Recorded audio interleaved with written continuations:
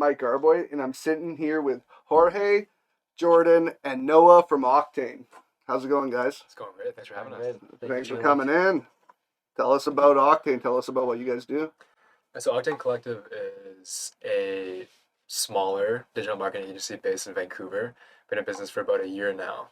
And we've really been pushing to help brands pivot digital and shift their business models to be a little bit more sustainable in these very weird times. There's been a lot of people that have approached us and they're just like, hey, I'm really struggling. Like I have a restaurant, like I have a product based business and I just can't get people through my door. And when they do, they don't want to try anything on, they don't want to buy anything, they don't have the money. How do we push sales?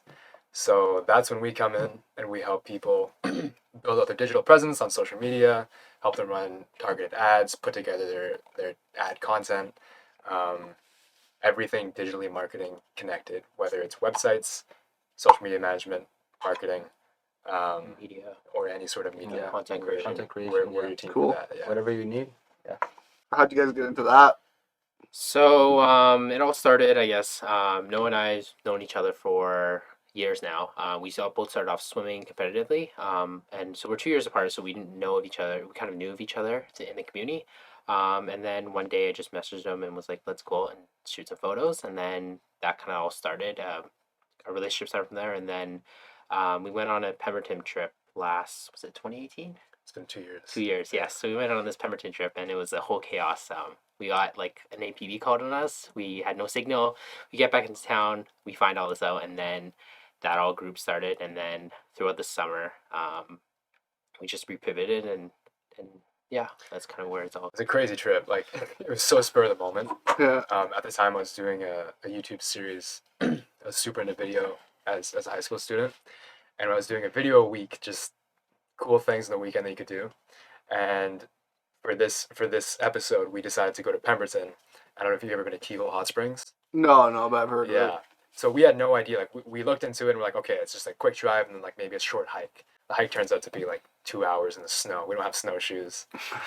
And we went out there with like Coronas and an inflatable flamingo. We were gonna take like a summer themed picture in the snow. And we left at like 5 a.m. It was me, Jordan, and then 3 other guys that kind of met spur of the moment, all online. And we headed out there. We ended up hiking halfway there, and then it started to get dark. Turned around, got back into cell service. That's how the APB was called, because one of the kids forgot to tell his parents that we were there. We've been gone since like Yeah. 4 or 5 a.m. Yeah. So, and we got back in town at like 7. So it's a good like. Not even in town, into cell range. Yeah, Yeah. in So cell it range. was a crazy experience, and Jordan actually brought up like while we were there, he's like, "Hey, we should just start a media company." And at the time, it was just like a content company idea, like a production house for commercials and short videos for companies. But we were all just like, "Nah, like we got school, we got other stuff to do." But I think within the next year, it kind of grew into something a little bit greater than just video. And we can always look back on that crazy experience as the thing that lit the fire. That's hilarious. It's always like those bonding trips always like almost builds trust and love between one another, right? Like just something like that you'll never forget, right? Totally. Yeah. Yeah. So like like some of the companies you've been helping out, let's say you said it was really busy and then COVID hit, and then it was like done. Like not done, but it's like all contracts canceled because all your basically customers are questioning what the hell's going on with them business. People cutting costs in different places, so obviously it affected you pretty hard this year. Yep. Tell us about that. Do you want to start off with? Sure. Yeah. When we first started, it was Jordan goes to SFU. I was at Solder, and that's actually how Jorge and I met. Yeah. When COVID hit, I decided that Solder wasn't for me, so I left and deferred courses to do this full time. And it was me and one other kid. His name was Luke from West Van, who happened to be on the Pemberton trip with us. And we went balls to the wall with Octane, and we pitched Fairmont Heritage Place, which is a subsidiary of Fairmont, and they have these private villa properties all around the world. And they host tennis tournament, like Roger Federer was there while we pitched them. We put together a pitch and we said, hey, look, we audited your website, your digital presence. We don't think it was great. And here's how we think we can change it for you. And this is our plan. we'd like you to fly us out there, give us 10 days, and we'll produce all the media, adjust your website, etc., etc. And that was the first contract we got. So public company. Nice. We were gonna fly out to Acapulco in Mexico for 10 days and just enjoy our time there. And then we also had a contract lined up with a design firm in Toronto called Studio Munje. And they're not like actually classified as this, but it's pretty easy to say that they're within the top 3 within Canada, if not the world. And they design all the Nobus, like Equinox hotels, like those kind of installations. Yeah. And they were in the middle of like, they had just gotten let go of one of their marketing directors, so they didn't really have anybody managing their social platforms and doing content and any sort of digital marketing strategy for them. So we had a contract lined up with them. And obviously, like, we would be flying around to these places. Like, we have to be there to actually begin these contracts. Yeah. And we were ready to go. Like, we had our stuff lined up for January. And right before we were supposed to leave, the COVID hit, right? Yeah. So that's how everything went to just full steam ahead to laying in bed wondering what the fuck. Yeah, it happened quick, right? Like it's been a crazy year because anytime you think it's close to done, something new happens. Not even just with the virus, it's just every little story that comes out, whether it be like killer hornets or like weird things that social media will freak out about for 1-2 days Yeah. and then forget about it. Like, I don't know if you guys pay attention to like a lot of news that gets released, and not just the COVID stuff, but like the U.S. government releasing the facts that they pretty much admitting they've found crashed spaceships.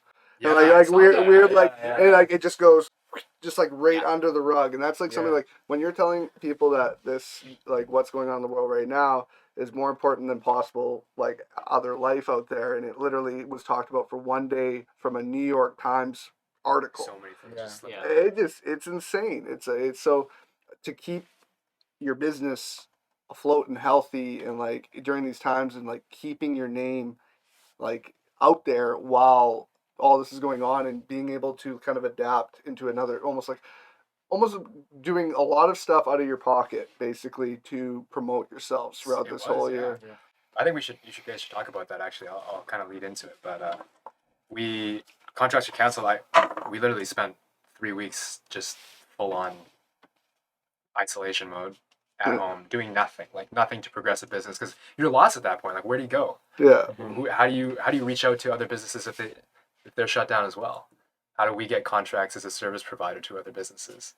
And we realized it's like, well, we're in a really unique position because digital is where everybody's shifting. It's the future of business as we know it, and it's always been that way. But this is gonna make it exponentially more important. And luckily enough, we were able to hop on employment benefits, employment insurance, and so we had our expenses narrowly covered. And we were like, well, there's a lot of people that aren't in the same situation as us. So how can we help the community and reach out? And as you said, work out of pocket. We weren't really thinking at the time that it's like, okay, this portfolio it's gonna pay back exponentially, but it did. That's why we have a lot of stuff coming through now. But we worked on some really cool projects for 6 months. Like, we didn't make a fucking single penny. But you guys should talk about some of the things you did. I guess first one would be Real. So they also launched during the summer as well. Yeah. They launched their first collection during the summer, and so they essentially what happened was they sorry, I just blurred out a little bit, but they're a clothing brand, local clothing brand that promotes artists from like around the world and locally. They're starting off locally currently, but they start off with this mass project, and so we help them with collaborating with Plastic Bank. I don't exactly remember the numbers straight from my head right now. You could probably cover Yeah, the numbers. Plastic Bank is a really cool organization. They're based in Vancouver. It's hosted by a father-son duo, Noah Katz and David Katz. They're actually like from North Van. And they presented at my school, so I was like, okay, this is perfect. We should hit them up. We had just seen the aquarium mask whatever that project was. Yeah. And it did really great. Like, how can we bring this to a bit more of a global scale and affect change internationally as opposed to within our local community? Yeah. So we reached a plastic bank, and what they do is in third world countries, especially coastal communities, there's a huge amount of plastic pollution. Like when you recycle plastic, it's not recycled; it's just dumped in another country, Yeah. and it flows down a river into the ocean, and then you have these Great Pacific garbage patches and things like that. So they pay people in those countries who don't have a means of income to collect plastic per kilogram, and then these people can bring it to their plastic banks in exchange for U.S. currency, and the banks will then sell the plastic to companies like IKEA, and they will repurpose the plastic as secondhand containers, which is perfect. So it's a circular economy, right? So we partnered with them, and every mass we sold with Riel would remove 3.5 kilograms of plastic. Wow. It was a completely not-for-profit social initiative, and I think by the end of it, we had removed the equivalent of 121,000 plastic, or prevented 121 plastic bottles from entering the ocean, which is like over 2 tons. That's crazy. And we'd put over $3,500 CAD in people's pockets across the world. Nice. So that was definitely a really cool project. That's really cool. That's and you did it this year, right? So that's like, I feel like anything this year, like, that's how people are gonna build their brands and build themselves, is kind of just showing that you care for other people right now. And that's like where a lot of businesses are suffering, is they're letting politics get involved, and letting like their stubborn opinions like almost like ruin them. You got right now, what we need to do is kind of like do what's best for each other. And like, I think while we're kind of being taken away from having like community and conversation and just being together, while that's happening, I think the idea of building community is stronger than ever. And like, actually, like, once we're out of this, like, if you can make these relationships work that aren't face to face, once you're face to face, the relationships and the things you can do together are going to be outstanding. Absolutely, yeah. And it's curious because during that time when you guys were partnering with Real, that's about the time when I came into the company. Yeah. That's exactly like, because so many people from UBC, well, they wanted to stay because a lot of international students went back to their homes. Like, it was like all over my social media pages, like the Mask Project, like what you guys were doing. And that's exactly when I got into contact with Noah. And then I met Jordan and everything else. And that's exactly when I got into a company and actually realized what Octane Collective really stood for, right? Yeah. Like, it's not just like a branding company, but it's really aims to give back to the community as well. That's huge. Yeah. That's huge. And you're doing it not, like you said, not just a local. That's an international. Yeah. And that's, I think people think almost too local all the time. Yeah. When you can think internationally and how you can affect the whole world. It's right now more doable than ever. Totally. We know what's going on around the world. Like 50 years ago, we didn't know, like, North Americans didn't pay attention to what was going on anywhere else. It was because it was hard to. You didn't have the media that could show you. You didn't have YouTube. You didn't have like literally now, if they wanted to hide a bunch of stuff from people, they can't. You see what's going on around the world. You see the problems, and that's why like it's almost it's crappy because you have to see all the crap that goes on in the world, but it's good because the people that are able to help can now. Yeah, it's what did they say? Like, if a billionaire gave like literally a billionaire gave like 1% of, or 2% of their, one billionaire, I think it was Bezos, gave like 1% of his earnings, it can like basically end world poverty or something. Yeah, something stupid. And it's just like, then maybe that's why they want to tax these rich so much, because like literally that's insane when you think one person could do that. It's interesting you're saying that though, because I was just writing a section for my high school on their imprint, and one of the things that I was talking about was like exactly this. There's this crazy. I think it extends way past the United States, but it's so present there. This like bipartisan, like 2-part opinion. Like, you're either on one side or the other, and it's really polarizing. Yeah. And the problem with that is that it extends past politics. Like, I could be sitting across the table from you, and whether you're in a completely different industry from me as either like a CEO or just an employee in another company, it's just natural that I assume, okay, you're competition. How can I one up you? Like, how can I be better than you? How do I steal your clients, right? Yeah. But you got to realize that it's not that way. And the more compassion you can give out, like the more you put out, is exactly what you might hope to receive. So I don't know. I can't stress it enough, because I didn't believe it the same way that I do now. Yeah. But after just doing those 6 months of community work, and helping people out in any way possible without really worrying about what was in it for us. Yeah. It's so clear that that's exactly what we need to do. Yeah. Well, that's the first one. I know for us, one of the first questions that people ask us when we were doing this is like, oh, is there competition in the area? And it's just like, with co-working, there's actually a group called Co-working BC. And it's like a bunch of different co-working spaces that like work together with ideas, like, and just help each other out. And I think this is where all business is going to go to, where they're not looking at each other as competition, that they can work together in different ways. But like for co-working spaces, we feel that a lot of them are niche. We're a media niche, but they have different styles, different vibes, different, like I kind of go for an artsy, more of a laid back vibe. There's a lot more corporate style ones. So like there's a couple in this area that we will gladly promote if we have somebody come in that's just like they're a corporate business person and they're like, we're looking for a co-working space, but this place is a little bit too laid back. Like we're not going to go like, no, there's nobody here, and like you need to sign with us. Like you know, you want to build your community with people that fit. And I feel like that's where past generations have always gone wrong. It's always like one upping each other, or like basically crushing your opponent when you're not, when you're looking at somebody as an opponent when really they shouldn't be. Like it's toxic. yeah, it's really extremely toxic. It's the Twitter era. Twitter is probably, I think, the worst social media platform there I'm is. not on it at all. Yeah. Me neither. Yeah. The reason being is that I actually talked about this yesterday on a podcast. Is you can you only follow who you want to follow. So if you go on Twitter constantly and you're following all these people with certain opinions and you can literally train your brain to think that this is how the whole world thinks. And it's literally like other places like Facebook. If you follow somebody, you know their name, you don't really know what they like. If you're a friend or whatever, like they'll post random thoughts. But Twitter is like literally like it's this troll. Into your mind, really. Yeah.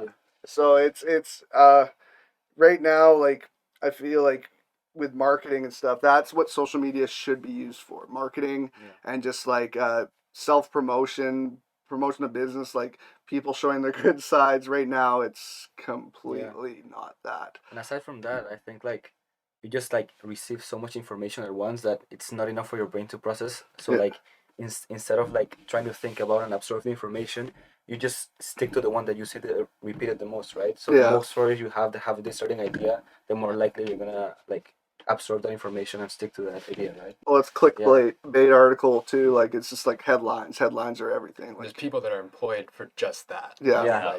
Like come up with like the best headline. Like you could take a blurb that's like a 10-minute speech, and they say one thing that just is like could be borderline edgy or something, and it's not even what they said. It was just a part of a sentence of what they said, and that's the article headline. Exactly. And then everybody says the comments, and they see that they don't even click on the article, and that's the generation we're living in. And that was I had the argument on Facebook where I posted a COVID article, and it was just like non-biased. It was just a middle ground, like it's not the end of the world, but it's not nothing. Like you gotta like look at it like this is real, but both sides are promoting it as a fact of either crazy end of the world apocalypse or this is fake news. And that's not, I honestly think that's just the opinionated extremists on each side, that the regular people of like our time are not vocal, and they just are like, oh my god, oh my god, it's literally the same trolls back and forth, and it's like real people are just like, no, I just want to live my life, get this out of my life. I'm sick of just like. It's impossible to avoid though. Like it is. I was talking with some guy at the gym today, and he was saying that there's a firm, advertising firm in Victoria, and he knows the guy who owns it, and they just did $1 trillion in ad spend last year, and they worked on the Brexit campaign, and they worked on the Trump campaign. That's a lot of money. And I mean, I don't know if you've watched any of the documentaries surrounding that, but it's all about manipulation of perspective. Yeah. It's not, none of it's true fact, but it's just how many people's perspectives can we swing, opinions can we swing to make this a reality. It's so broken. Yeah, that's why independent media is the future, in my opinion. That's why there is things like Joe Rogan, like guys like Joe Rogan, why people like him so much is he comes in with an unbiased opinion. He has guests of all different types of opinions. It's not biased whatsoever, and you see his views just keep going up monthly. Like it's insane how many more viewers he's getting, because when you have politically driven networks that only are going to push what they want to push, it's not good. And I think that's why it's like you're getting so much censorship, and everybody thinks it's just censorship of the right side. It's not. It's censorship on all sides. It's like if you're too intelligent with what you're saying, that could take away from the money that they're bringing in through their networks and stuff. They're gonna try to shut you down. Yeah. It's plain and simple. Joe Rogan is the anomaly because you can't shut down something so popular. Spotify recently was trying to tone him down because he had people that had like extremist thoughts, and he's like, you knew what you were getting. Like, I'm not changing my show because then everybody will know why I changed my show. You guys can't just have me have bubble wrap guests you want me to have, like a president that you want me to always interview these people with these ideologies. Then you're just gonna get the damn news. That's who he is. Sure, Though. yeah. Why change it? Yeah. For the reason that you hired him. Yeah. It's crazy. But he's getting like, I think during the election they had like a live stream video of him just talking about the election, and I think he had more viewers on YouTube than CNN had at the time or something across the country. It's just like this is where it's going. So with marketing and stuff and teaching people that they can create like brands behind, like you can be a company that it could be like a tool shop. Like it could be an old mom and pop tool shop. If you know how to brand with like media marketing, That's so true. you will be the best tool shop in the area. Like it's the future. It's the way to do things. So what you guys are doing is pretty crucial. It is. So like right now, like you finally COVID was starting to cool down a little bit. You guys said you got a bunch of contracts again, right? So how was that? Did it all kind of flood in at once? Pretty much, Yeah. I'd say, yeah. We had to go through a couple structural changes within the company. In the summer we were running with a team of 7 people. Like they weren't all employed, but this gist of it is that there's a team of 7 young individuals working together on these projects, and we made some changes. Now it's just the 3 of us, all for the better. Like I don't think there's any bad blood, but business is business, right? Yeah. And after that, like we really just sat down and figured out where we wanted to go, what we wanted to do. And I think once we had a better direction, we really started to make moves toward it. Everything came to us because we had the backing of all of the portfolio that we'd done over the summer. That's 6 months of social initiatives. People also had, although we're like a group of young guys and we really didn't have a crazy portfolio, people were betting on us over other firms because they knew that we had the right intentions in mind. Yeah. And I think that's the biggest thing right now, like with networking.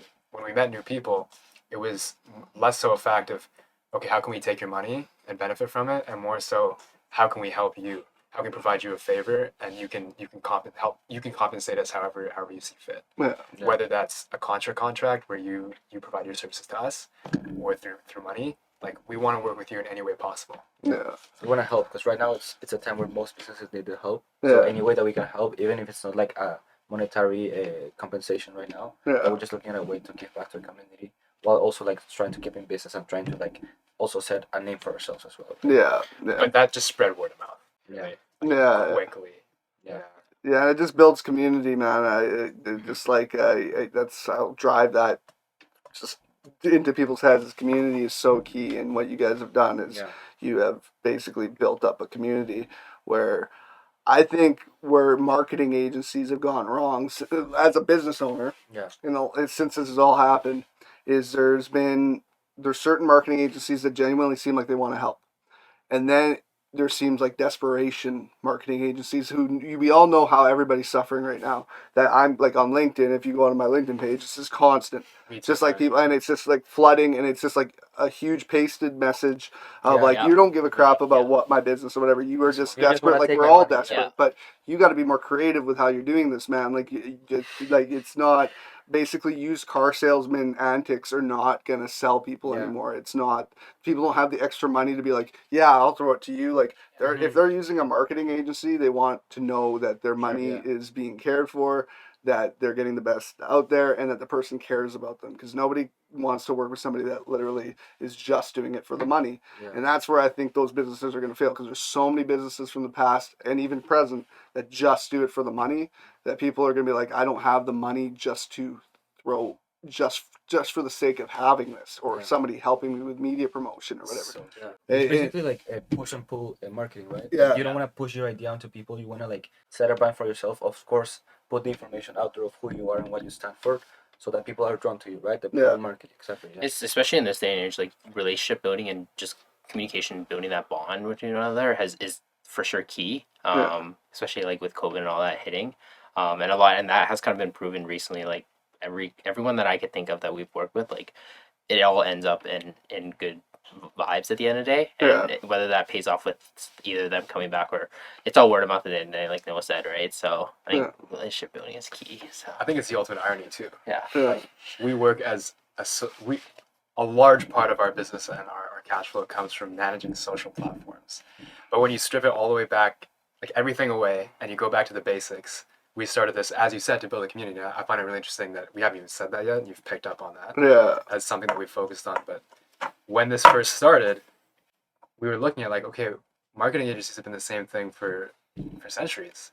It's just how can we push the most amount of product to make the most amount of money from our clients? No. And it's just a money game.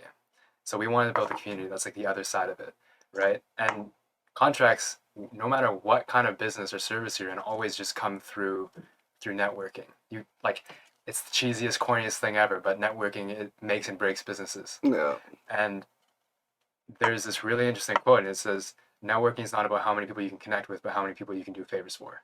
Yeah. And it also has to come from a place in your heart where it's like, I'm not doing favors expecting something in return. Just do favors out of the good of your heart, and they always pay back exponentially. Yeah. So I don't know, when you build that up and you extrapolate, you find yourself in a pretty unique situation. And I love that honestly, quote. the old saying, it's who you know, not what you know, is so valid. And I think it's more key than ever now when it comes to, in a good way. It used to be political, you'll use the word political, where it's like, yeah, maybe somebody was getting a job because their friend was the boss and they weren't really meant for the part. But what I mean by like where it's good is they're not looking at degrees as much anymore. Schooling, they're looking at like the best person for the job. I learned this when I was in school for music production. Yeah, it's not an academic or anything, but when I went to school for music production, one of my teachers made the mistake because it was third semester and basically told a bunch of kids in our class in college that our degree is useless. When you are a music producer, it's your music that sells. They don't care about a form on the wall. And I feel like nowadays, like it's who you are, who you know, and your personality more so than your schooling. Unless it's like needed, you need that degree you get to get like certain jobs. But I think we're moving into a point that unless it's like law, doctors, like it's the best person for the job. You can teach yourself stuff on YouTube. Like a full semester of schooling, you can go watch a 2-hour video on YouTube and know just as much as you got from that full semester of school. And that's so You're true. preaching to the preacher. That's exactly all the time. That's me. But it's So really like, true. like I think with your industry, like you guys, you probably have some degrees. Do you? Well, I'm in school right now. We're both in school, Yeah. and then he dropped out. But you can do it without it, right? Like you Yeah. just have to have the drive and know what you're doing. I think I've for sure learned that. Like this semester, I took the summer off, but I came back to school this semester, and some of the stuff I'm learning in class, I'm like, I've learned this in like in a month or a week, just working for a business, and like a lot of stuff I've been doing for the business has just been making my schooling easier. But it's also just like a lot of information. Just like it's so they spend like a whole semester on like, oh, what's the SWOT analysis? It's a like, prehistoric. It's scary too. Yeah. It's really scary. Yeah. Like, what happens when you put a kid into preschool and they're coming straight from daycare, right?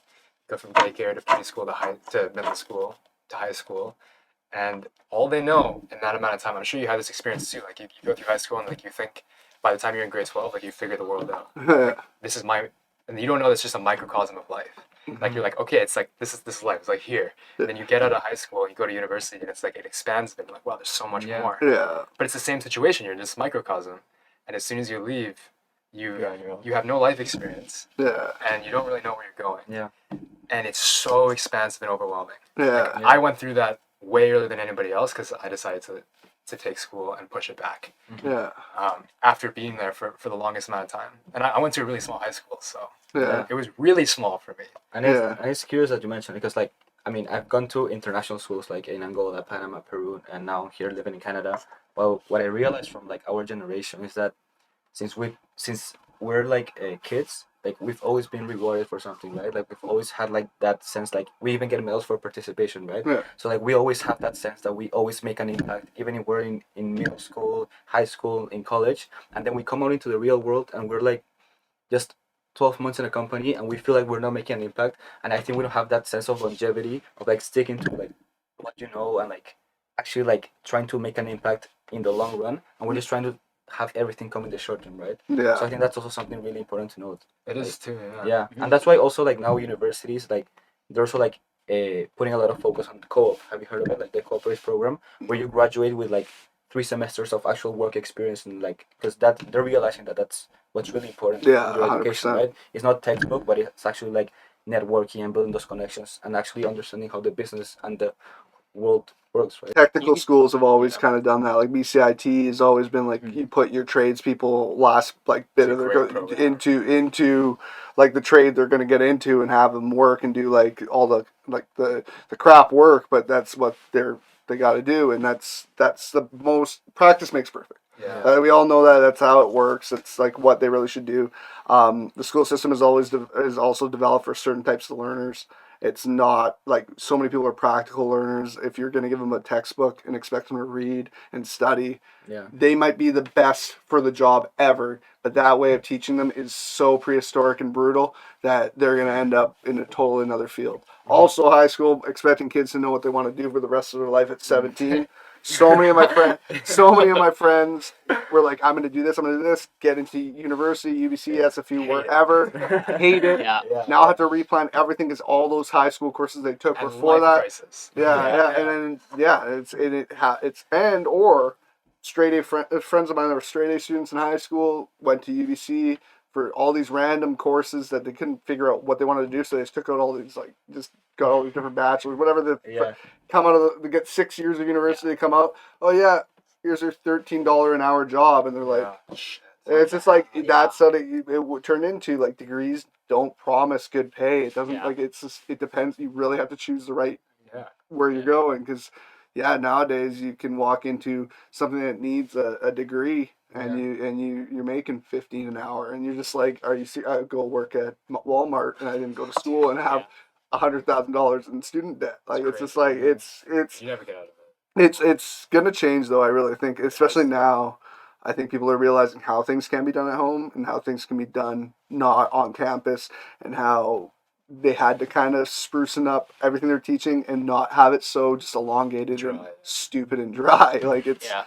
it's literally the way they were doing it 60, 70, 80, 90, 100 years ago Yeah. in school. It's the exact same, except we got computers now. Here's the thing, like it's gotta change. Yeah. It does have to change. And like I'm a huge supporter of education. I came from an IB program. Yeah. I went to UBC, which is like I went to UBC because it has a great educational program. Yeah. And I think what needs to change is that like people need to know how to be able to adapt. And like UBC and the school that I went to, the program that I was a part of, are probably the closest thing you can get to that. Like we're in crazy times, and this is just the beginning. Like, this is a drop in the bucket. Yeah. Like 5-10 years from now, there's going to be so many more problems that our generation has to deal with, Yeah. and it's going to be a shitstorm. It really is. How old are you guys? I'm 19. You're nice, so you're young. So I'm in my 30s, man. My adult life has had 2 economy crashes. Like Wow. like you got to think of like how since let's say the year 2000, how much has happened in the last 20 years compared to like 1980 to 2000. Exactly. And it's just like there was a world economy crash in 2008. There's one now. We've had SARS, swine flu, COVID now. Like it's literally been like and this is this generation, and people like I don't even know if you consider what generation it is now. I don't know, but and I'm like millennial or whatever, and we're blamed for so much shit, and it's not. It's literally what we were the bucket we were given, the shit bucket we were given from the people of the past, because what happened was all the good jobs, nobody wanted to leave them. So there's still like literally boomers in the 60s that have those jobs, and all those good jobs these kids can't get. We can't get. Well, it's not that you can't get it. It's just that we've been doing the same thing for 60 years. And how are we supposed to adapt and change when we have like grad classes of robots coming out? Yeah. Like how are robots supposed to come up with creative solutions to problems created by the same people that came before them? Yeah. Like, you were the same as a person that graduated the same program as you 60 years ago. Yeah. How can you solve the problems that they made for you right now? Doesn't Yeah. work. Yeah. So we have to learn how to adapt. Like, Yeah. that's short. Yeah, and that's why mom and pop businesses, like, I don't know if you guys have had any of them, like, hit you guys up, but, like, a lot of them are failing is because not being able to adapt. Unluckily, they either don't have a kid that wanted to work in the family business who has, like, almost a modern ideology of how to make this stuff work, or they're too stubborn to even try because they're like, no, I'll just keep on doing it this way. I've done it since, like, 1980. Like, food businesses that didn't jump on the DoorDash, skip the dishes, like, Yeah. the people in this, like, in this time in 2020 who failed.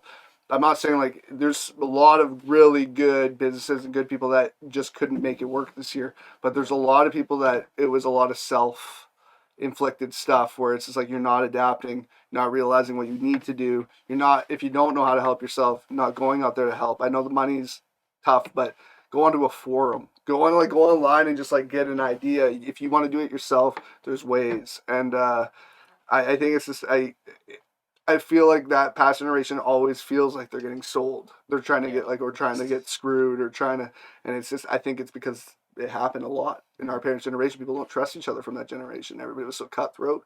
Everybody just wanted basically to do anything to stab somebody in the back. It's also the generation of, like basically eliminating, like, family values where you're not like, basically both parents going to work all day, put your kid in a daycare, do what you're wherever. Maybe luckily they have, like, grandparents. Like my kid gets watched by my parents. Luckily they're both retired. But, like, it's that separation of just, like, work. That's all that matters. And yeah, so those kids have been raised by other people. They're being now, especially getting, like, basically handheld by people that aren't their families and being told, like, everybody's the same, everybody's equal. Can't be good if someone's good at sports, don't tell them. If somebody's good at academics, don't tell them. Everybody needs to feel like they're the same at everything. And it's, you That's can so true. imagine, like, you guys, you're only 19, so it started happening a little while ago, but, like, now kids in 10, 15 years, it's going to be so bad where they literally think they're invincible and they can do whatever they feel fit. Like, in reality, you need to, at a young age, people start getting better at things and you notice it. And it's like, oh, wow, this kid's really good at soccer. Tell him he's good at soccer so he continues to want to play soccer. Or this person's really good at physics. Let them do physics. No, it's this complete, like, don't. Basically, everybody needs to feel the same. And once you hit that real life, when you're 17, 18 years old, graduating high school, and you get to a job and you're like, what? Look at this guy. He's 30. He's been at this company for 12 years, but I feel like I should still get his pay. Yeah. And I think I want to be treated the way he's treated. And the boss is like, if you feel that way, see ya. And it's like, oh. I feel like we're this new generation is it's gonna be so interesting, especially after economic crash, crazy world changes, and then just how they're trying to, I don't know what the word would be, but really try to soften, almost like soften the world where it's not, it basically make people feel like things happen the way they don't. They do not happen in the world. I don't know if they're planning on it happening here or whatever. After seeing what Trudeau was saying the other day, I'm like, oh, that's borderline, like, communism, socialism. That's borderline, like, that's really bad. But yeah, I don't know what's gonna happen after all this. But really, I think a lot of people are either adapting or shooting themselves in the foot. And as a why I like talking to you guys as a marketing company is, I think you're probably dealing with both. Whereas you got the really stubborn people that don't want to change, and then you're trying to help them out, and then you kind of get to a point where you're like, can I really help these people? Yeah, it's what I mean by job, like, you're paying me for something here. Yeah. Not to keep throwing wood in your fire. Yeah. Right? Like, things have to change because things are changing around you. Yeah. So you have to accept that. Like, people don't accept it, I'm sorry to say it, but it's not going to work out. Yeah. I think adaptability is one of the main traits that most people are gonna come out through this pandemic, and it's one of the most important ones, right? Yeah. But there's truth to what you're saying too. Like, I do think that there is a good side to this softening, right? Yeah. it's the exact extreme opposite of bipartisan this bipartisan system, right? Yeah. And all the conflict and I hate you and you hate me. It's the polar opposite. Yeah. And I think there's like that's where the issue lies. Yeah. But you need to meet in the middle and understand this exists Yeah. and this exists. Yeah. And as we were talking about, like when you get out of high school, Yeah. you'll start to see that the world is a really shitty place. Yeah. It's really gloomy if you look at it from this lens. Yeah. Because you're used to this and that's all you know, and then you see all this horrible stuff happening. Why do you think depression and anxiety are like an all-time high? Oh yeah. And it's not just the world. It's you and your little personal life bubble. Yeah. It's really depressing in there. Yeah. So, meet in the middle, adapt. Yeah, you need to be in the middle and realize that people are never going to be completely the same. And I think where it turned into is that soft inside isn't even that soft in a way where they can't like It's almost limiting they can't accept sometimes, yeah. what anybody else is. So like even if you're in that middle, if you're not supporting something that they're saying, you're all of a sudden here. Like you're put in the same bracket as somebody who is an extreme like either a bigot or like you know where it is down in the States. Yeah. Like it's how separated people are. But in reality, like I've been saying this a lot recently about how this is the media manipulation, about how they've made almost like original leftist people that aren't, or we're almost like borderline kind of like, okay, this is getting almost a little bit too sensitive for me, right? And but then if you started to question it, you're almost like considered a racist. If you're a white person, you're considered a racist. So, but down in the States, they're making these white people that voted Barack Obama in 2008 and in 2012 to re-election. They're making those same people feel like super racist in 2020. Like they never voted the first black president into the United States. Literally, it's gotten to a point like I've seen constantly. I have a lot of American friends where literally if they're not posting like BLM or something, like they're not supporting black people, and that's not even close to the truth. Like it's so it's a really sensitive time where if you're not on this one side of just over the top, like it's bullying on their side, really is what it is. It's like they're like, okay, you have to be sensitive to all these people, but if you're not, I'm gonna bully the hell out of you. And it's the whole pink shirt day mentality. I've used this so many times. Obviously you probably went through that in high school. Pink shirt day, all the kids wear pink shirts. What happens to the one kid that doesn't wear the pink shirt? That's true. Ultimate irony. Yeah. Instantly, like, oh, where's your pink shirt, dude? Like, what the hell, man? Yeah. You idiot! Like, It's sometimes, it's even like sad when you think about it. You know, like we're forgetting to judge or like care for people by their content of their character or their personality, and just like judging them based on their political ideologies, Yeah. right? Like we're forgetting to see people as people, and like we just look at them as, oh, you share the same idea as me. Okay, you're in my team. Right. Yeah. Oh, you don't. Okay. Yeah, No? cutting friendships out. Yeah. People, but ending friendships over political views that everybody's always had. Like 10 years ago, you can't say that someone who didn't, like they may not have, but if you were friends 10 years ago and you guys had those same ideologies, you can be friends now. It's not going to split friendships. Politics should not split friendships up unless it's like to a point where it's like it gets to that extremist ideology where it's just like instantly like, oh, if it's a conservative, like that liberal's an idiot. Like you're like it's not even like listening. Like we have a quote on the wall. It's like by Bob Marley, where it's like freedom of speech carries with it the freedom to listen, and people don't listen anymore. And that's the only way. Communication and listening is the only way that you're ever gonna get through to people. You're not gonna get if you have a really good opinion and a really good strong idea of something. And the first thing you do is you're looking across the table at the person and you're like, listen, you idiot. This. All the person hears is listen, you idiot. They're not going to ever... It's basically confirmation bias, right? Yeah, Like your initial idea, you just look for hints in what they're saying to see if like it confirms what you thought from the beginning or not, right? Yeah. You're not even trying to process rationally, but rather emotionally. Yeah. Yeah. Yeah, it's so... it's... Man, businesses, it's so hard to deal with because... You either have to be tight-lipped if you're a business owner. Like I even some of the stuff I talk about as a business owner, it can be risky, but I feel like by doing a podcast, it kind of gives me an opening where to get people's actual ideas out, because it's just gotten to a point where you literally have to become a fake version of yourself. Yeah. It makes people are basically not fighting for things for the real reasons or the right reasons. They're fighting it just so they're accepted by others. It's one of the things we battle with as a Yeah. marketing agency, working with brands who are trying to develop an identity. It's like, do we talk about these social issues? And I think at the end of the day, like we tried a couple different things, and I'll tell you right now that sometimes it didn't work, and the things that we posted, even though that they were supporting things, like it just came across the wrong way. Yeah. And what I learned from it was that you have to position yourself in a way where you're not talking at people, because that's what everybody does right now, is talking at somebody. When I'm having a conversation with most people, it's not the case like here, which is great. But when you have a conversation with most people, it's always about like what's going on in your brain as I'm talking to you. Most of the time, it's okay. I'm listening. Okay, I hear this one thing. It cues a memory in my brain. I'm going to tell a story or like my opinion based on that. And for the rest of the things that that person is saying, all you're doing is thinking about, okay, how am I going to piece together my argument? Yeah. And when it comes to a marketing perspective, it's the exact same thing.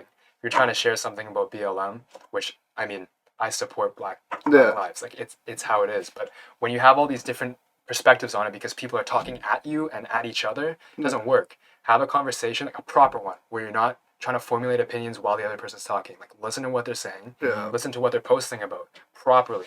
Don't read the words and then immediately like not read the rest of it. Or read the rest of it and interpret it because of a bias that you develop in the first sentence, right? Yeah, it's a genuine reaction, man. I obviously, like, what I do every day is podcast. So it's easier to have that mentality and listen when you're interested. But, like, obviously, every podcast isn't going to be the same. But you still have to try to keep that professional. Like, you listen. You're not just thinking about the next question. That you can tell when you watch a podcast how it's, like, almost scripted. And it's literally an infomercial. It's not a getting to know the person. And I feel like what people don't realize, like what I've been trying to promote, how podcasting works as a marketing tool. It's not, nobody wants to see, basically, you got 2 minutes of commercials on TV, let's say, like between your show. Nobody wants to see a 2-minute commercial of yours, just you. Like usually commercials are 20 seconds, 30 seconds, next commercial. Yeah. They don't want to just of you talking about only what you do, what your company does. So like robotic and just like not good. They want to hear the story behind the people. They want to get to know the person, use you as a selling point, then your business after. Because if you can create people, like make them like you as a person, they most likely will either use your product, or if they know somebody, if they have no use for you, they'll go to somebody like, oh yeah, I saw these nice guys talking about their marketing company on this podcast. You guys should go to it. I thought you guys were looking for help. But if it was straight up just, hey, this is the guys from Octane, let's talk marketing for half an hour, 40 minutes, people are going to be like, okay, switch off. Yeah. Promotion. Yeah. So that's like, and that's why I go to the Joe Rogan thing again. Joe Rogan has that style where literally great job. He just brings in a person that can be super famous, that can be somewhat famous with some of a background, and it's the same, just like general conversation. And then maybe he'll be like, oh, what are you doing lately? I find it very interesting, like how he just, like, I've been watching some of his manners. He just kind of sits back, and especially the one that he did with Ye. Yeah. Right? He'll ask, I think he said like 5 things that entire interview. Yeah, 3-hour interview or whatever it was. And he said like 5 sentences. Yeah. But he just asks all the right questions. Yeah. He brings out the side that in certain people that you're never going to see. It's because he's genuinely interested. He Yeah. wanted Kanye West on his show because he doesn't trust real media, so all he saw about Kanye West is Kanye's losing his mind. Kanye's just a nutcase. He's mentally unstable. And then Joe Rogan's like, I want to have this guy on my show. And then after it all, he's like, Kanye is very, like, people don't understand him, but he's just thinking on a whole nother level that other people are thinking on. And he's just constantly thinking of the next thing, how he could make something bigger. He's like one of the best interviews he's ever had. Same with, like, I don't know if you watch Post Malone. Post Malone was on his show, and you think like Joe Rogan and Post Malone, that's gonna be like a wreck of a show. Post Malone, like, the more like throughout the show, getting more screwed up on whatever substance they're using. Like, but it turned out to be like they got to know each other personally. They're talking for 3 hours, laughing, and like the fact that so many people actually watch that full podcast in a sitting. You're talking like Titanic length, like Lord of the Rings, like the 3 hour long podcast, and just sitting there talking to somebody, like that's this is the this generation is they don't have the attention span. This is the what 3-second media. That's but what, when you can make somebody watch 3 hours of an interview of just two people talking, that says something about the skill. There's no. All I ever hear when I talk to people that either do podcasts that come onto my podcast, it's like, oh, you can't go over like 40 minutes, people lose interest. And it's like, that's hilarious because like the biggest podcasts in the world are literally usually about hour and a half, 2 hours, 3 hours long. It's about being genuine, right? Yeah. Like when you're genuine, like people actually want to get to know you and they want to listen to you. Like even though you might be a good actor, like or put like a facade on, right? Like people can tell when you're actually like being genuine and like when you're actually sharing your ideas, or if you're like actually like just trying to like say what people want to hear, right? Well, there's the radio DJ vibe. That's just like they get paid the ad money to run an ad or have somebody on their station. It's those questions that are so predetermined and there's no real reaction. Oh, tell me where you can find you, and then they just go to commercial and there's no sense of care on either end. Really, it's just it's wasted time and wasted money on an ad that's just not going to connect to anybody. It's if you can basically just show that you care and show that you can communicate and show that you're interested, genuinely interested, and it's not just some kind of just like a job. It's not a job. Joe Rogan's getting paid like $300 million or whatever it is to talk to people. And that is not a job to him. So he's like, I get to meet the most interesting people in the world. Before I used to have to hunt for these people because I knew a lot of celebrities, but I wanted to talk to not just celebrities. I want to talk to like doctors. I want to talk to like journalists. And he started like building these people up. He had the right connections. But now he like genuinely, you can tell he loves getting, even if he has a freaking person he doesn't agree with, he'll tell them. That's what I love about his interviews. Is like I don't know if you guys know who Alex Jones is. When Alex Jones comes on there and says something, he's like, Alex, like you have to have a freaking story behind this. You sound nuts. Why do people think you're so nuts? Because you never have like real information. You always say like spit gibberish, and then it like he'll say that to them. It's not like literally most DJs will be like, oh yeah, okay, next topic. Like just either no reaction to it. They'll smirk. They'll say something if they don't agree, but it's never Joe Rogan-esque where it's like they're just honest. Yeah. And honesty is, I think, just people can see through it now. I think people can see lying so much more than they ever could. More of a sense of character. People can read sense of character. It's like because we watch people so much more now, we can read just like almost read them by viewing them more so. It's eye contact. It's eye language. Yeah, and it's more important than ever because right now, like anything anybody says about you can just spread through the media and exactly, right? So like it's really important to like actually get to know a person. And like I think like even like here at Octane, like what I really appreciate is like, and I'm glad I had these experiences because I think I've gotten to know you guys on a personal level, and like even though we work together and everything, like I consider these guys as my friends, right? Yeah, like, you see them more than I would take them to Peru with me and like home and like to meet my family and also like go on business trips together, right? So like I think that's actually super important. You live with your work family more than you live with your real family. That's how the world's worked. It's that's why it's really difficult. What's nice with you guys is you created this relationship, and you said it's just the three of you now, right?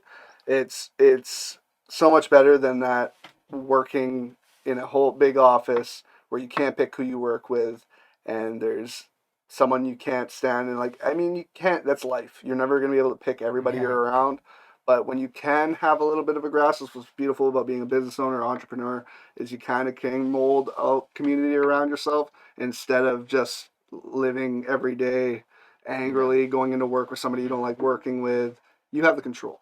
But I also think people need to learn how to work with people that are different from themselves. It's become so ridiculous how people just won't work together or just hate each other for no reason. It's the exact opposite of what we're saying we're doing things a certain way, but we're doing it the exact opposite way. We're training our brains to do that, though. Yeah. Right. With this quick consumption media, 3-second attention spans. Yeah. It's if you don't like something, you can get rid of it right away. Yeah. And it's carrying over to interaction. If you don't like somebody, you can get rid of them right away. It's pretty simple, especially when it's over a screen. Yeah. Unfollow. And that's cool that you're talking about the 40-minute thing. and Yeah. how it's like, oh, you can't have it over 40 minutes if you want it to be successful. It's like bullshit. Yeah. It's like it can be, and that's when those are the ones that are the most successful because people look at facades and fake personalities all day, and they can see that shit a mile away. Yeah. And the people that are most successful, they will watch you for as long as you're on their screen for, if they can, like, if you're personable, and the content you're creating connects to them and is not fake, and they can sense that, you will have them for as long as that piece of content lasts for. Mhm. And I mean, we try and push that all the time. Yeah. But it's so true because there's 0.001% of all content on the internet is like that. And when you find it, it's like a gold mine. You keep coming back because you're addicted to it the same way you're addicted to the 3-second TikToks you watch. Yeah, and TikTok is just like, I feel like Whole I'm nother too level. old. I haven't got into it yet. I don't think I'll ever get into it. I think I just like ignoring It's the fact. horrible. I have a friend who like he's pretty like got a pretty massive following, and it was like he always was a like basically what do they call himself? Social media and bad. I don't even know what the hell he called. Influencer. Yeah, influencer. Yeah. There you go. That's the word. And he was always got a good following, but as soon as TikTok hit, man, and it's just like I don't get it, and it's I don't know how long it's gonna last, but it's created this like weird, I don't know, like just movement of quick media, quick flashy, just dancing. Horrible stuff too. Yeah, One of the things I noticed, I got really into it when it first came out, and I was on it for hours at a time.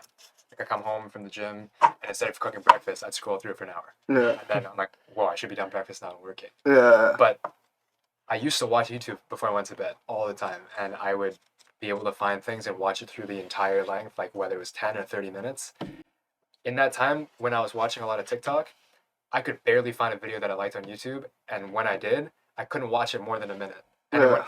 And when I was watching it a minute, it wasn't like I would watch a whole minute consecutively. It was like 30 seconds, skip 10, skip 10, 10, 10, and then okay, click off, done. I know what it's about. yeah, Yeah. I missed enjoying things. I couldn't watch a Netflix series for the life of me. yeah. It's so bad. It's bad. Yeah. It's I don't even have it. I don't know how to work it.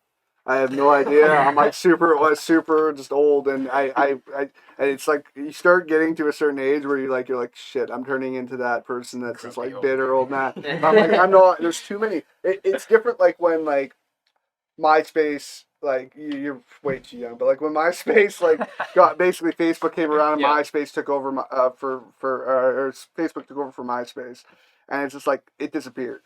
Like it wasn't around still. Now it's like new social media thing comes out. It's added on top of all the other ones that we already are using constantly. So like it's like TikTok, Insta, like Facebook, Snapchat. Like they all do the same shit. They all do the same shit. So many communication platforms. Yeah. Like yesterday, I was like, oh, let's see if I can message Jordan on every social platform. It was like 10 or 12 It was 10 or notifications on his 12, phone. yeah. It was crazy. Yeah. Yeah. I couldn't even figure out all of them. Like he was like, oh, you missed this one, and this one. Yeah, it's nuts, and in being everybody has their favorite one. So like as a business owner, and wanting to communicate with everybody the most you can, you're on all of them. And like TikTok, luckily, isn't too much of a business to business. yet. No. Not yet, which is inside. Oh no thing. And you know it will be too. Yeah, it will be. Some there'll be like some business version of it where they allow the videos to be longer or something, and just It's such a dilemma for all three of us. It's like, okay, is this something that we start pushing? Like I don't think any of us really believe in it as something that's a healthy way to market business or market services or products. But It's effective. it's you a can't good. deny that it's effective, and it is right now the future of It's great for digital Instagram marketing. models. It's Yeah. great for models that like Oh, just dance and get following, so they can link Such them, a short clip link them enough, to their right? Instagrams or Yeah. link them to their Yeah. OnlyFans or something Yeah. like just like Crazy. just like that. Yeah. That's what it can work like that, but it's kind of just worked its way up to be like almost like the top dog. But it's just It's starting to work for clothing brands, real Yeah. estate companies, like Yeah. everything. You can go down. They have so many rabbit holes, and businesses are being built on TikTok, and that's scary. yeah, it You is look at like Facebook. It was originally made for an actual like networking kind of community. for university students. And then it turned into it worked for a little bit, and then it turned into a stalking platform. People would first initiation, oh, well, like who's this person? You search them on Instagram, search them on Facebook. Yeah, Simplest platform, and it's kind of gone in that direction, and it's like they're kind of pivot towards like more of a business stance now. But it's like, when is that going to happen, right? I think It's that's still why- being used, right? Yeah. So I think that's why LinkedIn right now, like, it's a really good It's platform great. for business to business. Mhm. I think it's really. I think that for sure, yeah, it keeps it a different area, right? And I don't think Yeah. LinkedIn's not going to ever get on that level. So What's hilarious about my generation, though, like in their 30s, is the Facebook era of like, there was a time like would have been like 20. It's been around how many years now? I don't know, but like where it was just kind of starting to come out. Not everybody had it. If you worked got a job, like your boss wasn't going to find your Facebook. Like it wasn't Yeah. that big yet, and like so there's like all these like when I was in my mid 20s, there was all my friends that were like one guy like Facebook. He's like, oh, why can't I get a job? And it's like he doesn't realize like his Facebook profile picture's like him with a big joint in his hand with like Oh, a yeah. like he's like it's just like dude like it's more used by everybody now. You can't like can't it's do not that. Yeah. you can't go like be yourself on social media Yeah. constantly and not expect your place of work or people of authority to not look at your shit. Like that's how they're gonna think. Oh, okay. This guy's coming in for an interview. Either they'll pre-screen. They'll be like, okay, this person, look him up. Definitely not coming in. Yeah, Or like, let's yeah. give this guy a shot. Okay, no, that was not the same guy as I saw in the picture. So obviously he's hiding something. Like so, it's It's the front page of your resume. It Yeah. really is. yeah, and I think that's what business owners are getting themselves into trouble right now. Is just not knowing that even if their company's name isn't their name, like if it's like I'm Bob Smith and I work for this company, even if your company isn't named Bob Smith, if you're Bob Smith and you say some screwed up shit, they're gonna tie it into your company somehow. They'll find it. They're gonna, and people will try to end you. Like if you say something so messed up, now it's the cancel culture. Go on to Google, get a bunch of people to review your company. It's crap. It's like 1 star. Like it's a toxic world that literally you hear about people getting fired from jobs and just going Yeah. online and just like trashing the company on all their different like giving them bad star ratings. Like Look what that's happened to Nimbus yeah recently, right? Yeah. Did you see that? what Nimbus. Nimbus College. Nimbus School. What happened? They essentially what happened was throughout COVID they fired a whole bunch of staff. You're talking staff that's been there for years. Yeah. And there's this one lady who's kind of like the face. She's colored, of course, and so she got let go. And everyone thought it was COVID purposes. Now comes turnaround September, October, November. They're hiring staff again, but it's all like white male, like. But also, you look back at who they got rid of. It was all the minority groups Yeah. as well. Oh, that's And so brutal, now man. they're I just know. getting women and casted, minorities. right? One So- one of the original founders of Nimbus is actually a member here. He's not with them anymore, Yeah. but Kevin Williams is his name, and he has a new company now. But he left it because he didn't want to be part of it anymore. Like Mhm. Garth, I don't know if you guys know people that went to Nimbus, I but do, yeah. Garth Richardson and like my uncle's from the music industry. My uncle owns a record label that was like really successful in the '90s and stuff, Nice. early 2000s. So Nimbus is like I almost went to Nimbus. If I waited one more year, I would have went to Nimbus because I just knew people that were there. But when I went to school for music production, it wasn't even around yet. Like it came out the next year. Just getting flamed right now, though. It's crazy. Yeah, I bet that sounds pretty like especially in a very multicultural place like Vancouver. It's not gonna fly if that's like you're hiring new people and not bringing back old staff, and then it's like a bunch of old white males or something. Like it's just when it's different if it's like I said, the best person for the job. If there's some kind of like, but if it's some kind of weird like people notice, especially. We know artists tend to be very passionate, and they tend to, if something is going against them, They'll be vocal. they'll be Yeah. vocal. So if you have a bunch of students, if you have a bunch of, they're going to be vocal It's about. the good side to it, though. Yeah. Like I think you were saying it's kind of shitty because you can't be yourself on social media. It's Yeah. the front page of your resume. The good side of it is that you expose programs and individuals that really just don't have a voice. You give. well they don't have the best interests of the people that work with and for them Yeah. at heart. But on the other end of it, it's like these people that get fired because of who they are as a person, they're now in a position where they're like, I have to fake who I am, I have to suppress who I am. And that's where you get this weird like extreme soft like babying Yeah. upbringing for people because you have to suppress who you are online. Yeah. And these people that were getting fired for these weird things they post on social media 50 years ago, it's the exact same people that were the most successful in these companies, I'm sure. Yeah. You can look back, but they were never getting flamed for it because you Oh. just didn't see it. And who you are as a person doesn't affect how you work, but the things that you say and you do kind of influence how people look at you. Yeah. So I don't know. I think there's two sides to it that are, Yeah, yeah. they can be good, Yeah. but also really really bad. Oh, that's Yeah. we can't find balance. sure. That's what humans issues are. Is we There's no balance in that anyway, though. Like, yeah, but we there's no can't. middle We ground. anything that we create for good. Let's say we come up with some new thing that's new technological or The like like button. life changing. You take it instantly, it's not done for good. They think about how they can either monetize off it or create something bad out of it. So, like, let's say nuclear power. That could be basically the savior of mankind, or it could be the end of it. What do they go for first? The end of it. Like literally, like that's what we do. We literally like how do we take like AI? Okay, AI is probably a great idea Singularity. until Yeah. you create Yeah. that one person creates that robot that can end everything. Like it's just and some country's gonna do that. Like it's gonna happen. Sure. Like that's the first thing they do is anytime we come up with something good, we instantly turn it crap. We instantly like just screw it up. And I think humans have just been we fail and we keep failing and we keep failing at these things. Anytime we get ahead, we like just the old monkey self comes back That's how somehow. you Like evolve, right? You have to learn how to manipulate things to your advantage. yeah, yeah. And then there's the U.S. who I get into it like the only country in the history of the world who ever nuke another country. Yet they're the only country that is so paranoid about other countries creating these nuclear bombs. Literally, you're the only country to ever go that far and do that. If anybody, that's why I'm not that scared of nuclear war now. Is because if anybody does it, it literally is the end. Yeah, Like it's either the end of the world or it's like reaction. Like Russia drops a bomb on somebody, that person's coming back and drop. It's like not ending. It's the end of both of you. So whoever drops that bomb, it's done for. Yeah. Like, so there's no win. So let's hope that like we continue. Like if we're creating these shitty things, that people just realize like, no man, if you took nuclear energy and you were doing it for the right reasons, where would be with like let's say space travel, even like just like where this money instead of putting it into war weapons, if you were putting into your like space agencies or even like into poverty, into different pockets of like you know how much like different countries around the world spend on like weapons and army and Yeah. for fights for Yeah. for basically differences of business. opinion. There's a lot of money to be made in that industry. Yeah. It really, really is. It's part of what built Western society, dude. Yeah. It is. Yeah. War built Western society. That's why North America is one of the most successful places in the world. I think the U.S. military is the world's biggest employer, right?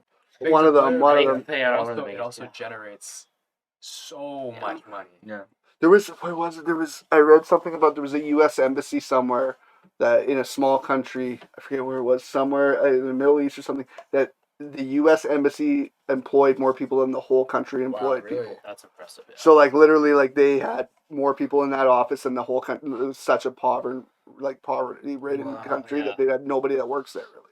And it's just like holy crap! It's when you're just like embassy in the middle of nowhere has that many staff, and you think about those staff. Some of them are American, and some of them are hired on from local people, right? But yeah, it's part of the good side of it though. Like that's the other. but is that they do provide economic support and like they bring projects. But I mean, if you watch any like war movies or history, read up on your stuff, like that. I could get into history all the time, man. I can get into like real history to what they teach you and just how people in modern times think we're invincible and that we're not gonna change and that empires don't end and that big like rulers of the world don't change. It happens just because we're in this weird technological age where we see everything, we know everything.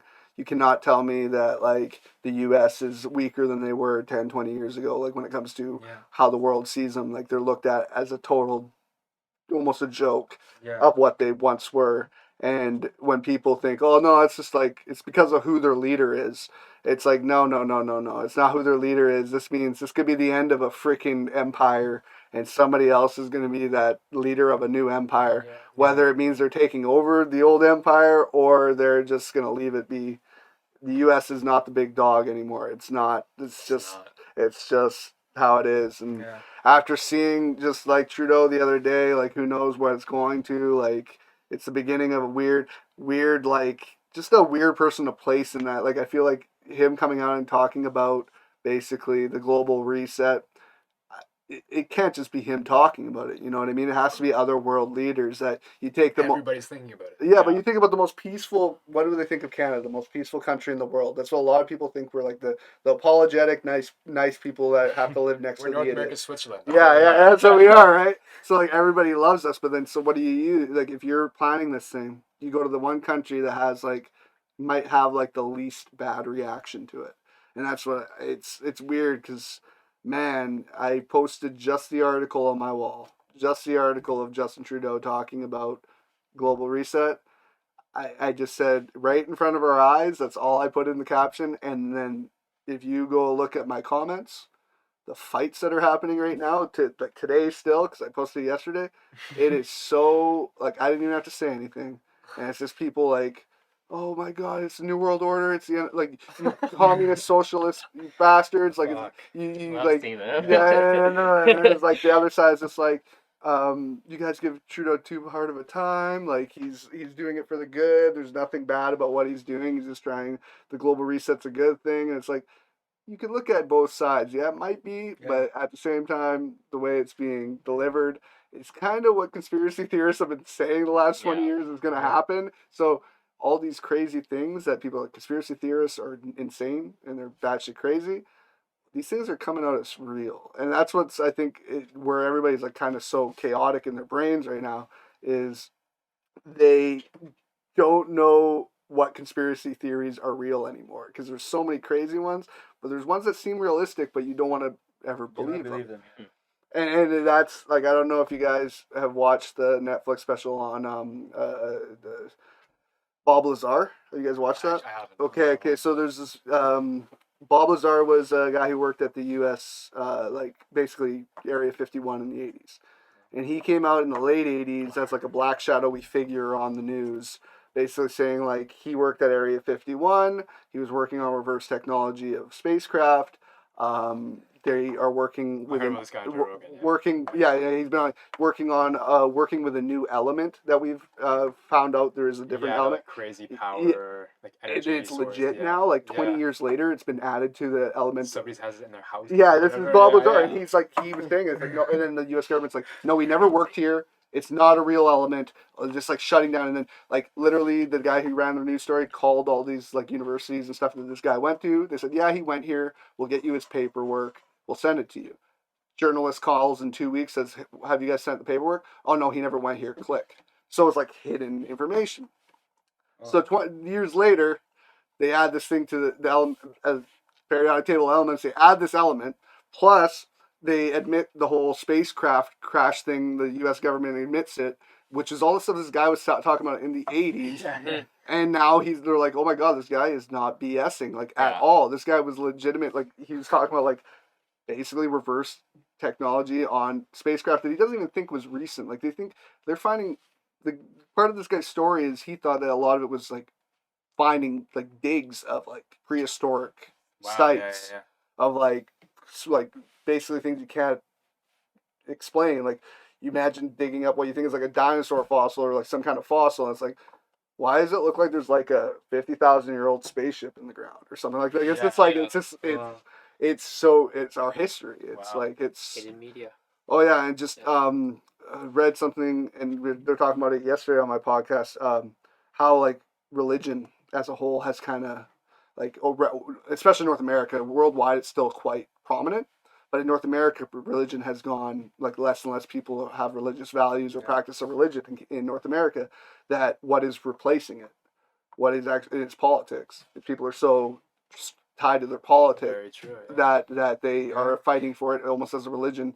And if you are a different religion, you are gonna be who I argue against and create chaos out of. It's funny because I was watching a podcast this week, and it was one of my friends' podcasts, and they were talking about religion and growing up in Western society and how their parents obviously immigrated from here, and they were just saying like in elementary, like you always want to be that kid that like went to school and had those lunch boxes or Lunchables, the crackers, and you always wanted them, but your parents gave you your cultured food or whatnot, and you're kind of like why are you doing this? But like they're looking back at like making a fuss with it to the parents, and they're like, wow, like they put in so much work into this food, and we're not even acknowledging it, right? Yeah. And so like that kind of just proves it all. So Yeah, I know all about that. It's that it's always grass is always greener on the other side. It's that mentality. Everybody always wants what they can have. It's human nature. I don't think it's changing.